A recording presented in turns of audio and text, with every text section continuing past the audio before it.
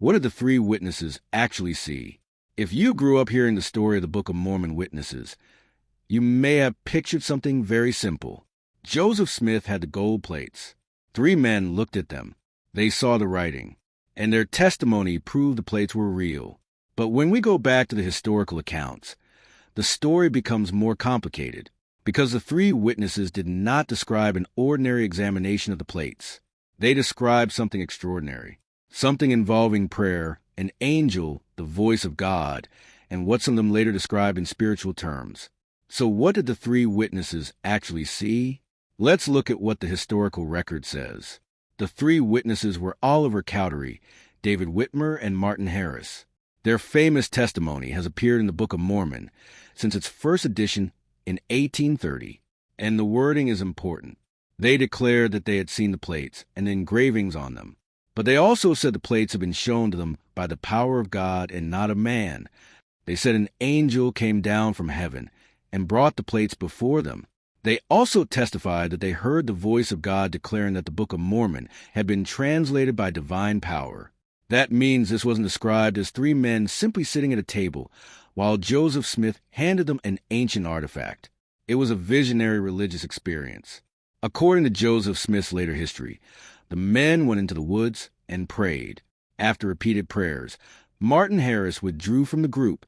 Joseph Smith, Oliver Cowdery, and David Whitmer continued praying. Joseph later described seeing an extraordinarily bright light. An angel appeared holding the plates. The angel reportedly turned the leaves so they could see the engravings.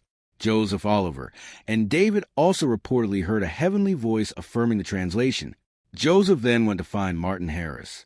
After praying together, Harris reportedly experienced a vision as well. But here's where the story becomes especially interesting. In later years, some of the witnesses use language that raises an important question. Were they describing ordinary physical sight or a supernatural vision? Martin Harris sometimes described seeing the plates with what was called a spiritual eye. David Whitmer also acknowledged the spiritual nature of the experience. He explained that they were in the spirit when they saw the angel. But Whitmer didn't simply say the experience existed only in their imagination. He also insisted that they were physically present and that the experience seemed completely natural and real to them. This distinction matters, because critics sometimes argue that terms like spiritual eye mean the witnesses never physically saw anything.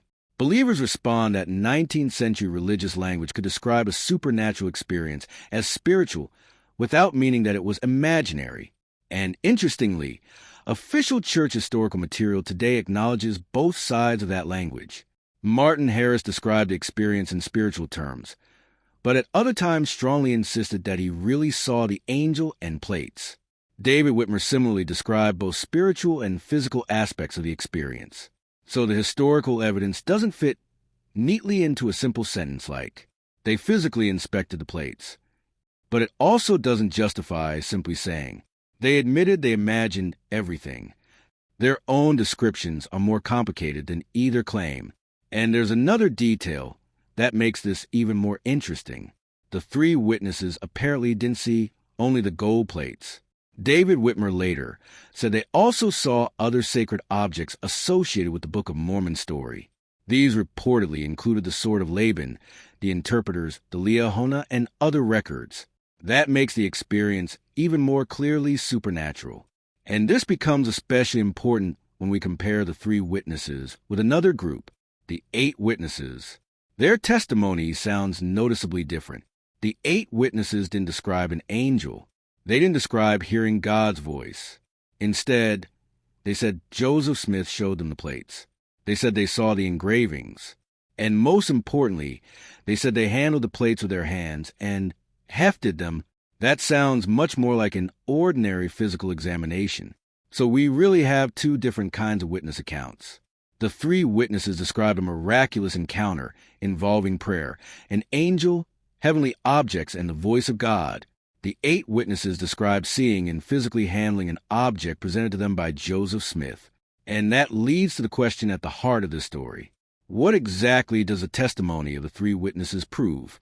For believers, their experience may be powerful evidence that God revealed the plates to them. For skeptics, The visionary nature of the experience may make their testimony less convincing as evidence for a physical ancient artifact.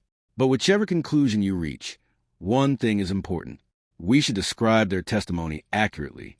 The three witnesses didn't simply walk into a room and examine gold plates like historians inspecting an artifact in a museum. According to their own accounts, they experienced something miraculous.